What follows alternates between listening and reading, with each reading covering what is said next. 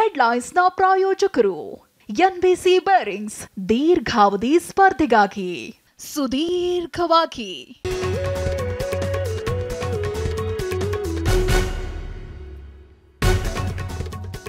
ಸದನದಲ್ಲೂ ಪಾಕ್ ಘೋಷಣೆ ಗುದ್ದಾಟ, ಜಿಲ್ಲೆಯಲ್ಲೂ ಕೇಸರಿ ಪಡೆ ಆಕ್ರೋಶ, ಅಸಲಿಯತ್ತು ಪತ್ತೆಗೆ ವಿಧಿವಿಜ್ಞಾನದ ಮೊರೆ.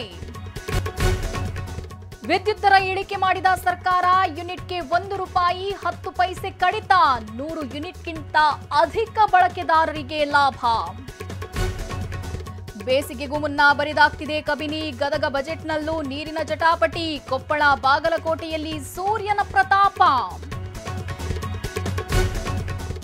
ಕನ್ನಡ ಕಡ್ಡಾಯ ಆದೇಶಕ್ಕೆ ನಿರ್ಲಕ್ಷ್ಯ, ಇಂಗ್ಲಿಷ್ ಬೋರ್ಡ್ಗಳದ್ದೇ ದರ್ಬಾರ್, ಪ್ರತಿಭಟನೆ ಬಳಿಕ ಅಧಿಕಾರಿಗಳು ಅಲರ್ಟ್.